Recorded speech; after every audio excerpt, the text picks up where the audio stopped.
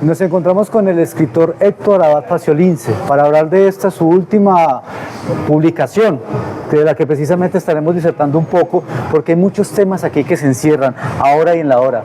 Maestro, hablar de la muerte, de la fragilidad de la existencia, pero también unido al tema de la guerra, lo absurdo de la guerra, fue lo que lo llevó a usted a este trabajo que podríamos considerar una crónica.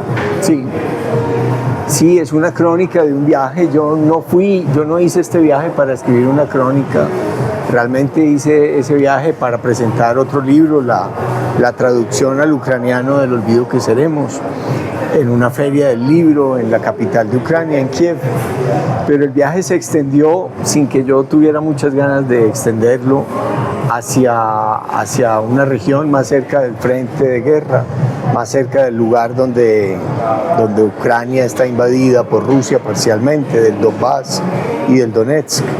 Y ahí pues tuve una experiencia límite en la que mataron a uno de nuestros compañeros de viaje, a una de ellas, a la escritora ucraniana Victoria Melina, y ya pues no pude evitar dar el testimonio de lo que había ocurrido, aunque yo hubiera querido pues olvidar y quedarme en silencio. La primera tentación era la del silencio. Me obligué a escribir este testimonio. ¿Qué tan doloroso puede resultar escribir ese testimonio, teniendo en cuenta que obviamente hay una pérdida o muchas pérdidas de vidas, pero una en particular porque estaba en ese instante cerca de usted, pero usted también venía de haberse enfrentado a la muerte cuando tuvo su cirugía de corazón abierto, y aquí no se sabe qué tan cerca puede estar? Es decir, como esos encuentros casi cercanos que nos recuerdan lo frágiles que somos. Sí.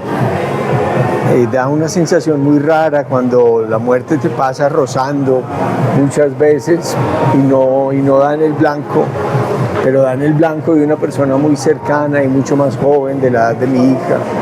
Aunque la culpa no sea de uno, aunque la culpa no sea mía, queda una sensación de culpa muy extraña por la gente muerta, por las dos gemelas que fallecieron en ese restaurante, por el bebé herido y por las decenas de miles de muertos civiles que hay en Ucrania y centenares de miles de muertos militares, tanto de jóvenes rusos llevados por el tirano invasor Putin a una guerra absurda, como de cientos de miles también de ucranianos que han estado defendiendo su país durante 3 años o más.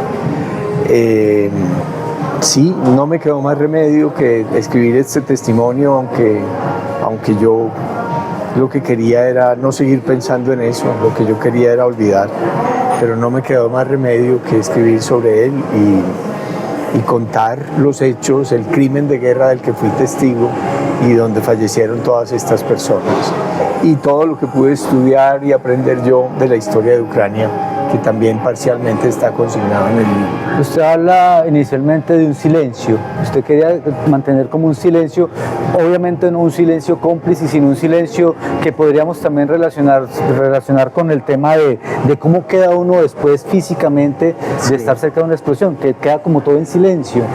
Y luego van llegando como esas voces.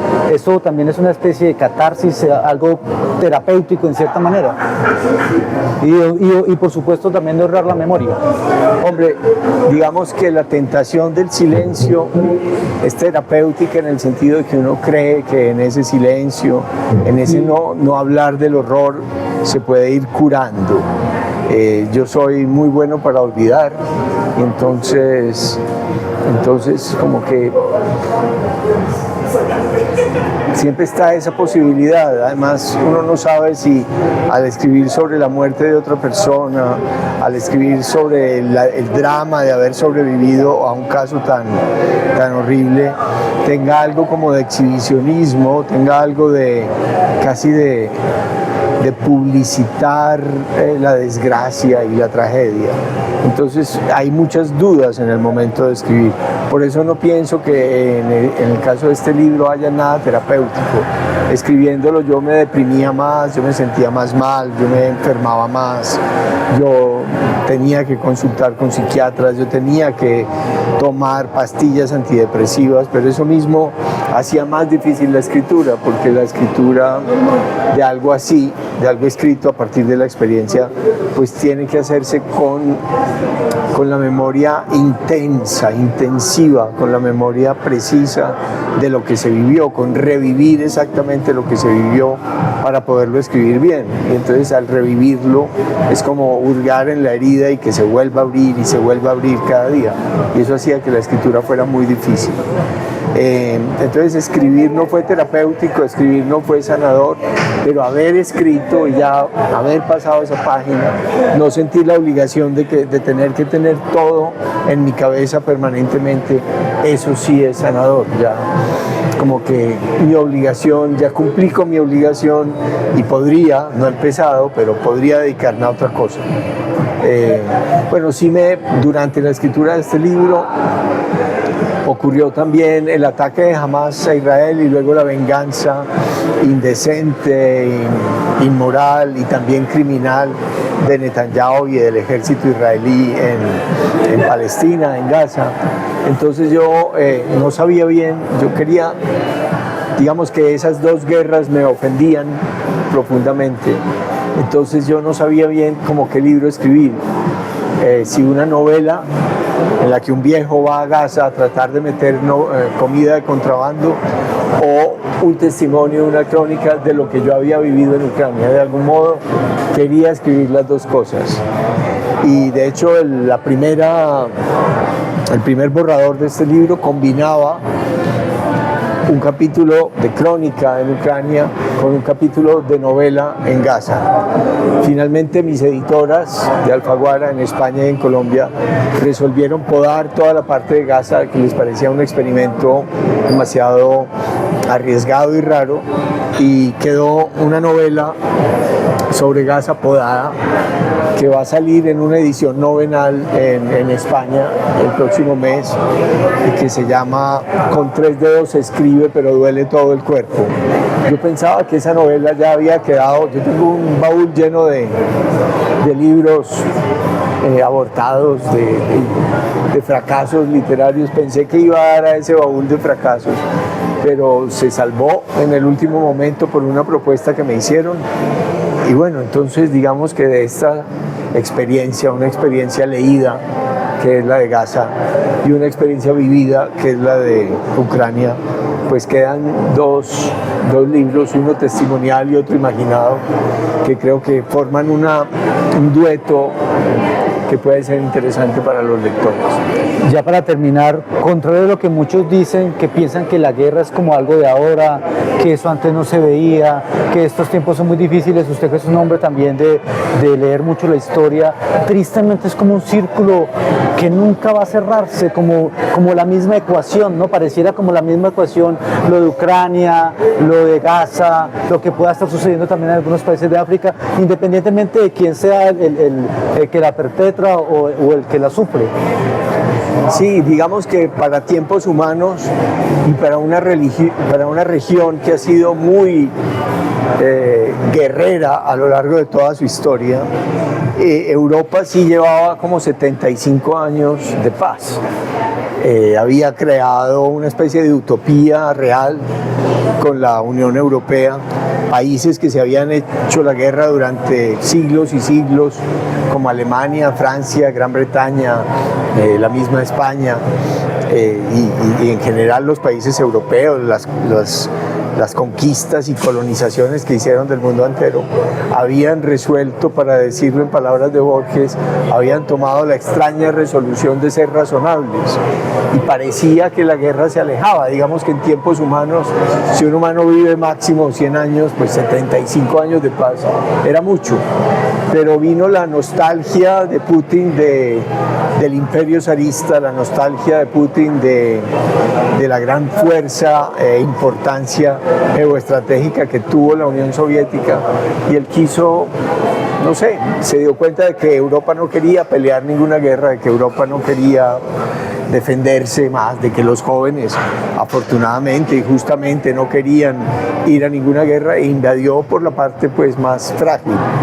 Primero la península de Crimea, que la logró conquistar rápidamente, y luego, como no pasó nada en el mundo, pues fue por Ucrania completa. Entonces sí, pero no es que esto sea una novedad absoluta, más bien es un regreso al pasado, un regreso al tiempo de las guerras imperiales, al tiempo en que los países se robaban territorios a través de las guerras y las invasiones. Uno pensaría que con el desarrollo del derecho internacional, con la Unión Europea, con la ONU, esto era cosa del pasado, pero están muy de moda las rapiñas. Lo de Netanyahu es una rapiña de territorio, lo que amenaza hacer Trump en Groenlandia o en Panamá o en Canadá es un regreso al pasado. Ayer Trump mismo le cambió el nombre al Ministerio de Defensa de Estados Unidos por el nombre de Ministerio de Guerra. Ya ahí declaró todo. Ahí ya está diciendo todas cuáles son sus intenciones. Entonces sí, es como si hubiera un gen guerrero y un gen invasor que la civilización no logra erradicar.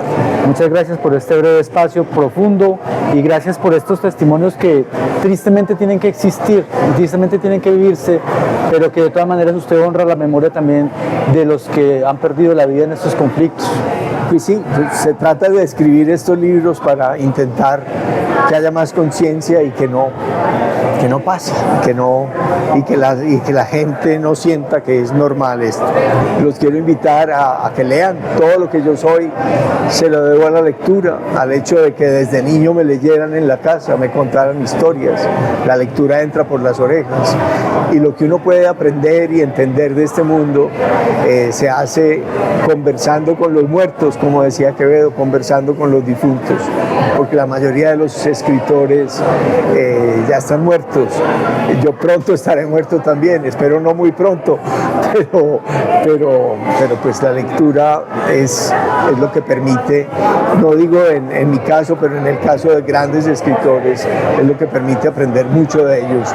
Entonces yo creo que si leen van a tener muchas ventajas en la vida y van a tener siempre un recurso para, si no para resolver, por lo menos para olvidar por tiempos muy largos la dureza y la tristeza que a veces trae irremediablemente la existencia.